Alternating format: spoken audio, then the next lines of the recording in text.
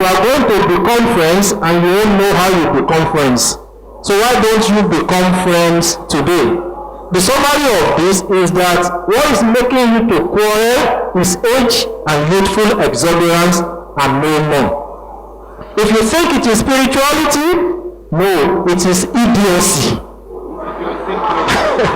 It is not spirituality. Because you are going to go into your 50 and then you ask yourself, have I grown more spiritual? Right? You are not likely to grow more spiritual. You are only going to become wiser. Right? Your being wise is what will now bring that quarrel to an end. Moreover, you are going to find the son of that brother that is Salafi or that sister toasting your own daughter. And suddenly you find yourself going to become an in-law to that brother. Take advantage of it today. Do not wait until you are in your 50s. So brothers and sisters, we think we are fighting based on spirituality. We are not fighting based on spirituality. It is our age, ignorance, lack of exposure that is causing all these things, and it will take you to get to the 40s and the 50s. And by the way, in the presence of this same MSS youth, Tajudeen Yusuf, and I'm saying this to credit him, right? He said when I got admission to go to the UK, he said I went to Nikolai Hassan, I went to Abdul Fattah Abdul Majid, I went to Sulaiman Abdul Majid, I went to Shuaib Salis, I went to all these names that he was mentioning. These were the enemies. And they said they were already, if they had access to dagger, at that stage they would have killed each other. He said he went to them that I have secured admission, I don't have money. And he said all of them helped him. And today he would look back and he would ask himself, he was not saying, who was he saying this? The MSS students of Unilag, as a way of letting them see that it is stupidity. He was admitting that they were the cause of it, but it is stupidity. Now, they said the MSS was divided along TMC and the companion line. So, if that is the case, that must have been companion of old. Because they said the companion line is always accusing them of being controlled by TMC. And they accuse the other line being controlled by the companion. And I say, I can say without fear of contradiction that companion MSS has never come up as a discussion in companion issue. And then who are the leaders of this companion side of the MSS? Are you a member of the companion?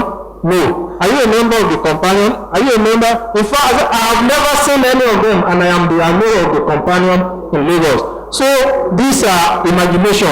But the other side is also so strong that the accusation that TMC is controlling them, they are also saying very strongly that I'm not a member of the TMC. I've never been to the TMC. I've never. So then all of you are fighting based on imaginations and issues that are not real. So my brothers, let us take this as food for thought, right? We are fighting over nothing. But as we are accusing the Shia, let us know that that fight amongst us is our own Shiism as well. We do not have to be Shia. Let me conclude on this. Allah says in Surah Al-An'am, chapter 6, verse 53, وَأَنَّ هَذَا صِرَاطِي مُسْتَقِيمًا فَاتَّبِعُوهُ وَلَا تَتَّبِعُوا السُّبُلَ فَتَفَرَّقَ بِكُمْ عَنْ سَبِيلِهِ ذَلِكُمْ وَصَّاكُمْ بِهِ لَعَلَّكُمْ تَتَّقُونَ. That this is my religion and it is a straight path. Every time you start to draw a line to the right and to the left, then you are veering off that straight path. And my brothers, what all of us are doing, those to the right, let's call them the Salafiyah, is drawing a line off that straight path. Those to the left, wherever they call themselves, what they are doing is drawing a line. Then all of us are leaving that straight path. Allah says He has not asked us for much. وَمَا أُمِرُوا إلا ليعبدوا الله مخلصين له الدين حنفاء ويقيموا الصلاة ويؤتوا الزكاة وذلك دين القيم. That we have not asked you for much, and the religion is simple. Direct your worship to Allah and Allah alone, and what others do is none of your business. Let Allah be the judge, right? Let there be sincerity between you and Allah, and you would have fulfilled your obligation. Make observations, correct others. If they take it, alhamdulillah. If they do not take it, it should not be a source of enemies. Again, it took some till their 40s to realize this. You have the opportunity of realizing it. Brothers, if you are from Lagos area unit or Lagos MSS and you are Salafiyah, go back to your other brother on the other side and say that today I got to know that we are just being stupid. And brother, if you are on the other side, go back. There are 2 Lagos State area units. Go to the other area unit and say to them, honestly, today I got to know that we are just being silly and that there is nothing we are fighting over. May Allah give us the wherewithal to be able to be ambassadors of the deen and to be able to unite upon the fold of Islam. And may Allah give us the wherewithal to continue to strive for perfection, because all of us are going to keep striving for perfection till the day of Qiyamah. None of us is perfect, and none of us will be perfect. أقول قولي هذا واستغفر الله لي ولكم. السلام عليكم ورحمة الله وبركاته. وعليكم السلام ورحمة الله وبركاته. Please join me in saying جزاكم الله خير الجزاء وآمين. This is a very good lecture, as we've always had here. It's vintage our meal again, and we pray to Allah Azza wa Jalla to continue to be with him and continue to increase him in knowledge and wisdom. Assalamu alaikum warahmatullahi wabarakatuh. We thank the Amir for an excellent lecture. I actually want to contribute on this topic from a current affairs perspective. Well, the issue of the Shiites is actually still current, but I want to be specific about what happened to Zaki Saki's followers a couple of months back, which the Kaduna State government is still, I think they've set up an inquiry and all of that. And with the lecture that we've heard from the Amir, we may easily reach the conclusion that whatever happened to the Shiites in Kaduna serves them right. Personally, I would like to think that that may not be a right conclusion, because I think the Quran says your dislike for a people should not make you be unjust to them. And I think the Quran actually illustrates with the Jews that even though the Muslims, you may not like them, you may not be happy with them on a number of things, but that should not justify injustice towards them. If we look at what happened to the Shiites in Kaduna, personal opinion, they ran into a military man's convoy and there was a clash. Some of them were affected, and then I think it was at night or the following day that the military now went to attack them in their household, and a lot of them were killed. And that is why Transparency International are accusing the Nigerian military of genocide. Not because Transparency International is a Shiite or Sunnis or Muslims or Christians. The reason I decided to bring up this issue is the Amir has told us, when we are asked about our opinion about the Shiites, he has educated us extensively on what we should say about them. But when we are also asked about our opinion on what the military did to them, what are we supposed to say? Are we going to say serve them right just because they do some things that are anti-Islam? I would think not. And I would like the Amir to also want to say a word or two. Secondly, on the issue of the MSS and TMC, I would think the companion should go a step further by intervening, and let us call some of our brothers that are perceived to be on the other side and those of us that are perceived to be on this side, when we come together, to call both of them to say, look, see us sitting together, there is no need for all of this. I believe the message will get home faster. Assalamu alaikum wa rahmatullah. Assalamu alaikum wa rahmatullahi wa barakatuh. Alhamdulillah for the Amir. Thank you so much for what you have done, because I'm a lover of unity. We agree already from history that what happened during the period of the Khulafa Rashidun, it was a kind of politically motivated and the battle for supremacy. When it was your own time and the time of Tajuddin Yusuf, it was like idiocy, as you have said, and stupidity.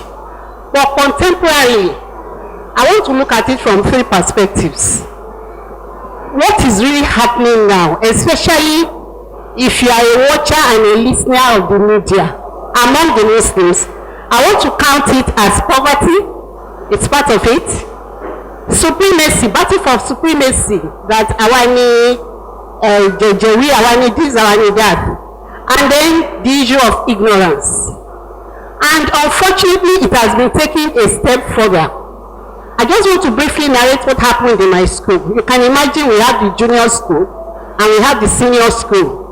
The MSS, I don't know what group of MSS it is, perhaps TMC or the companion one, as you have said, came in, they penetrated into the senior school, they went to the brother in charge of the MSS senior school, maybe because that one has a big beard, I don't know, and they have already started MSS in the senior school. They were doing it before, but it has not been the way they are doing it now. The sister who is in charge refused to come to me, the vice principal of the junior school, maybe because I'm not the Jalabia type. She rather went to a very junior teacher in my school, and the teacher insisted that there is nothing he could do without getting it through the vice principal of the school. This sister till today has refused to come to me to discuss anything MSS in the school regarding them coming to be having a meeting with the students. That tells you the extent to which this issue has gone viral. Aside that, I also want us to look at what happens during Ramadan, during patience. If you listen to apology to the Markasi here, Baba, what is his name? Abdullah, Sheikh Adam Al-Ilori. Sometimes, is it Abi? Sometimes the way they battle themselves with Babalowo and the likes, it's very, even as that, the last lecture delivered by Babalowo on Friday, you just need to sit down and listen and see the way, see, àwọn Yorùbá náà máa ń sọ̀kò ọ̀rọ̀ síra wọn, and it's very unfortunate. We are the same Muslims. I don't believe that we should watch our dirty linen in public. So, just like the first speaker has said, I want us to look at the way forward, because by the time we are disunited, we can never fight against our enemy. It is only when we are together and we are one that we can tackle the enemy. So it's a good thing you are doing, I mean, at the MSS level, but I want you to take it a step further. Perhaps hold a big seminar to be hosted by the companion where we address this issue. Take it further to the Muslim level and talk to people like the Supreme Council for Islamic Affairs, because I know that even as at now, the league of Imams and the Alfas, I don't think they are still together with what Muslim is doing. And then I don't think also the league of Imam and the Alfas of Southwest are together with what the Sultan is doing there. We hear comments here and there. Mola Lawo, Hausa ni won, and all these things are disputing issues. Yes, Salaam alaikum. Salaam alaikum. Well, briefly, let me say that I cannot help not thanking our Amir for the job well done. Thank you for the presentation. The question I want to ask, I've once asked it on this forum. That's with respect to whether we can still regard the Shiite, given the extreme level of their faith and their practice. Can we still consider them? Can we regard them as Muslim? Assalamu alaikum. Wa alaikum salam. Assalamu alaikum. Wa alaikum salam. Yeah, thank you, Amir, for the lecture. I'd like to go back a little bit in history on the root cause of the problem, because I had it also linked to the mother of Umar, and how a Christian, a Jew, and a fire worshipper were, instrumental into the death of Umar, and how the son of Uthman tried to revenge the guy that killed Umar, and how this actually brought into the problem. My own question is a bit on the shared people. Like in my office, we have a mosque. We have a mosque in my office, which is very mosque. But we have these shared people there. So actually, I don't know them. I don't know how people recognize them. But when you are praying, maybe they miss a rakah, you know the way they do. With me, I just always look at I don't care. But one day, I was trying to join them. They don't normally do Zur and come and do Asri. They only join the two together. So I was trying to join them. Some outside that they were standing already finished. They were now standing. I was now rushing to them. They said, no, I should not join them. I said, why? See, I said, no. So they are in this mosque that they are going to beat them. They waited. They said they are going to beat them. They are going to fight them. I said, no, this is our mosque. I can't do that here. I can't allow that. So because I can speak outside, I was now trying to press them. No. They are our brothers. They are praying. They say, no. Didn't I see the way they stand? Didn't I see this? That they are kufu. They are this.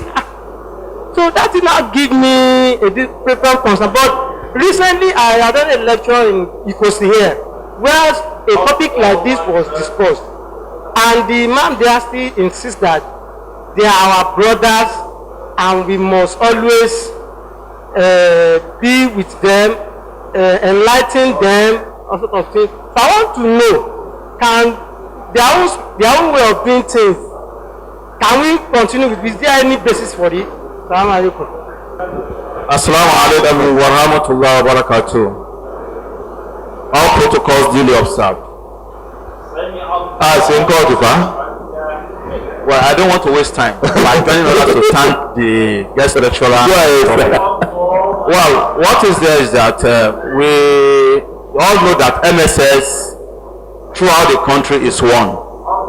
And the guest lecturer has actually set it out what actually led to the kind of division or whatever. I'm just calling the attention of everyone here, most especially because we are all parents' body to many of the universities, MSS or whatever. At least we have the University of Lagos here, Uhuma. Recently, I just want to use the example of my alma mater, Olabisi Obanjo University. Now, the MSS was about being further polarized. In the past, we had this issue of the Ahmadiyya. That was as far back as 1991-92. We tried to quench it so that they don't divide the MSS. 1993-94, the TMC came in. We managed to fight the war, and we maintained the MSS to be in unison. Recently, what we experienced is that the Ahmadiyya, the Ansaruddin, the what is it called, NASFAT, all of them, they want to register the association on campus, and they want to be operating separately. That is further polarization of MSS. But by the time that happens, then we become like that of the people of the other religion, the Christian, where we have different churches, and what have you on campus, and we will not be able to speak with one voice as MSS. But alhamdulillah, as far as Olabi Onabanjo University is concerned, those that were registered, we, the alumnus body, we wrote the vice chancellor and we actually met with him, and we ensured that they withdrew the registration certificate. And for now, the MSS is intact as one body. And also share some personal experiences. By the nature of my job, I have been to Iran, and they are quite optimal in Dawa. And it comes in different devices, because I'm saying this because of what Amir said about our children. My trip then was like just the Nigerian representative among all the people that came from all the other parts of the world. And this conference or workshops, so to say, is all in a bid to win converts. You know, and really everything Amir said is just the truth. Because I had to go, because of course I knew their ideologies, and even though a lot of people were not quite comfortable for my going then, even at the airport, we were going to Iran and things like that, people were quite apprehensive, but alhamdulillah I went and came back. And in the process of the lectures, you could see that all the lectures, the focus was on feminism. There's nothing like feminism in Islam, and it was like a women conference. I know what I can give to them is that they are quite good in education, but it now depends on the kind of ideology. Even in the process, asking questions and like debunking some of their beliefs, one almost became a rebel. And even amongst them, they were warning me, you have to be careful because they can be deadly when they know that you are not one of them. So that much I want to share, and particularly, as Amir said, because of our children, they can come in any way. They can say you are getting scholarship. They can say you want to come and share ideas and all that. You know, I just thought I should share that. May Allah guide us aright. Assalamu alaikum wa rahmatullah. Assalamu alaikum wa rahmatullahi wa barakatuh. I will start with the question from Alhaji Mumane Alao. And I thank you for raising it, because part of the conclusions that I wanted to draw in terms of people being able to say this is what the Shia is, which I actually forgot to draw, was to let people know that when people say this Shia, who are they and how are they different from you, it is to be able to say that these are the people who, following the death of the Prophet sallallahu alaihi wasallam, they believed that the leadership of the Muslims should only be from the household of the Prophet, people who are blood of the Prophet, and that anybody who was not a member of the household of the Prophet should not become the leader of the Muslim worldwide. That is the fundamental difference which majority of us do not know. Right? And I think I've had the opportunity to say that again now. Now, in terms of what happened to them and the issue that is going on, in no way at all do I have a serves them right kind of approach, because, you know, Imam Ahmad was on Channels TV a few days after this issue happened as well, and his opinion is, let us drop Islam out of it. Let us drop the fact that they are Shia out of it. These are a group of Nigerians, wherever they may be, wherever they may belong to. And this and this and this has happened. If these people were Christians, would we regard what the army people did as right? If they were Nasfat, would we regard what the army did? And it is only if we approach it in that way can we be just, truly. So they are being Shia. If we allow it to influence the opinion, then they would already be guilty as charged even before the issue comes into public domain at all. So I would hope that the Commission of Inquiry is set up to truly unravel what happened. If the soldiers were excessive, it has got to be identified, otherwise you give them a license to kill. You can't kill people. They stopped, and I saw the video on YouTube, on Facebook. They stopped the convoy of the chief of army staff, right? Quite all right, right? But it was not on that occasion that the trouble started. This was now on a different day, at a different time entirely, and it has got to be looked into. But I am not of the opinion of it serves them right at all. Number 2, MSS TMC issue. Somebody said that the companion should try to intervene. That is already happening, and maybe I should tell this group more about it. This may take a little time, but it won't be too long, inshallah. You know, when I returned newly from England, no, not newly, but I was invited to the Dawah camp of MSS, the IVC opening ceremony, and I thought I was going to Ibadan. But the day to the opening ceremony, they told me that it's going to be in Epe, and I couldn't reconcile because I know the IVC permanent site to be in Ibadan, and I couldn't reconcile Ibadan and Epe. And I said, how come it is Epe?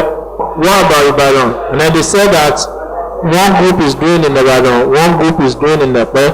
Say, how come? So they appointed one young man to lead me to Epe, and I asked the young man, and really large student, how come you are holding your camp in Epe when some people are doing in Ibadan? And the boy said that very innocently. He said that wọ́n ní pé àwọn dádì wa wọ́n jà nígbà kan pé MSS pín sí méjì pé so àwọn kan ṣe ní Ìbàdàn àwọn kan ṣe lẹ́pẹ́, and that was the first. It was on my way to Ẹ̀pẹ́ that I know that the crisis which happened in the early 80s are still lingered to the point of a permanent separation. So this was 3 IVCs ago, 3 Decembers ago. From that day, I resolved that I was going to try to do something about this on my own. But my resolve then was probably because I did not know the extent of the division. Maybe if I did, I would have not even tried to do it. Anyway, I met with all the key brothers, Abdul Latif, Abdul Hakim, Tajuddin Yusuf, Abdullah Shoaib from that side. I met with our own brothers from this side, and I told them that I did not know that this crisis, by the way, I was out of the country, I was not part of this crisis at all. And I don't know if I should be thanking Allah for removing me from because there's no way I will not have belonged to one side or the other. Although by implication, I will be highly likely to belong to this side, because this is where all my friends are. But the Tajuddin Yusuf, they were our junior. Abdullah Shoaib, they were our junior. Abdul Hakim, Abdul Latif, they were our junior. But they met us, some of them met us in university. So I called them, and wallahi, Abdul Latif, Abdul Hakim, from the day that I told him, it was the day that Ambode came to campaign at the Blue Roof, where I spoke to Abdul Latif, Abdul Hakim, and I told him that we should start to address this issue once the elections and stuff are over. But the next time, Tajuddin Yusuf called me and said that Abdul Latif, Abdul Hakim said I said so, and that I said we should start to address it when the elections are over. And he said that they are of the view that we should not let the election be over, that we should start. Now, that is how committed they are, right? In acknowledgement of their roles in something. And I have no doubt in my mind that those our TMC brothers would like to see this crisis end in their lifetime. They genuinely want to see the crisis end. To cut the long story short, we had an inaugural meeting with 5 representatives of MSS from this side, and 5 representatives of MSS from this side. Then we had the TMC brothers and we had the companion brothers. At that meeting, I was elected the chairman of the Reconciliation Committee with Tajuddin Yusuf as the vice chairman. And then Tajuddin Yusuf and I became co-convener of this meeting. We have held, it's been very slow, but we are making progress. We have held, the whole thing started within a year of now. We have held 3 meetings, right? Where we are now was for us, myself and Tajuddin Yusuf, to go and meet with the executive of the MSS on both sides, so that we will be standing as TMC companion with Tajuddin Yusuf telling them that we are the cause of this crisis, but we want to see this crisis end. That meeting is already going on and is receiving good reception. MSS on both sides are aware that they are meeting. Their representatives started to attend the meeting with their permission. At our level, we have met 5 times aside from the children.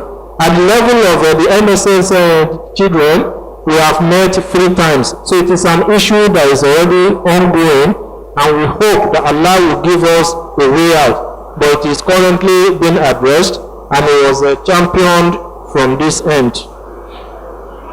Now, what my sister said is that we should not only be concentrating on the southern part, but what we agreed was that let us start with a focus on Lagos. That if Lagos is united, it will be easy to sell the message to the other areas, because logistically speaking and pragmatically speaking, it will be virtually impossible to convene a meeting involving people from all these other areas as well. Mind you, my chairmanship of the imamship, inauguration of TMC imams, I don't think it was by chance at all. It was part of the conscious effort that they are also taking to bring the brothers together. And when Tajuddin, it was Abdulatif Abdulakim we were going to invite first to Ikorodu, but we thought he may not be available. Then we invited Tajuddin Yusuf, right? This is also part of integrating the Jama'ah as well. But as Brother David observed, when I was commending them for inviting me, he said, we have always invited them.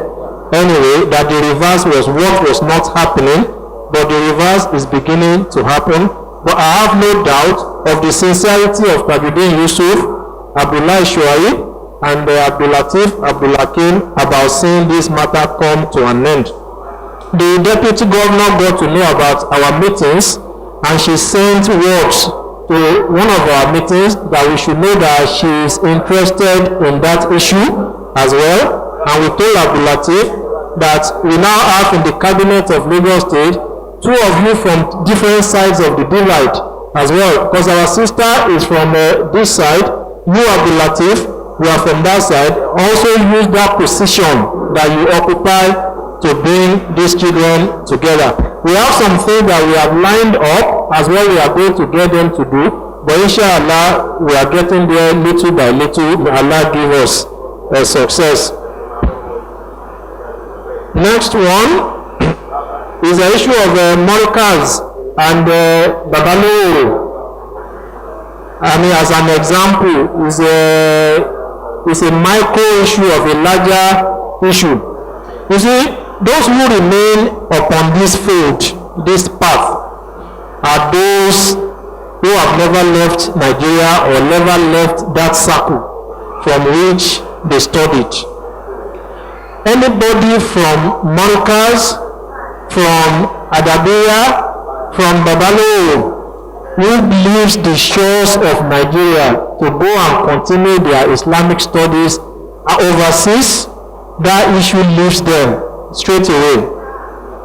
The person who taught me Quran in London, the person who single-handedly turned me into an Imam in London, he studied at Morikaz and he had gone very far. He said he was Already his Arabic was very sound and everything before he gained scholarship to go to Saudi Arabia, right?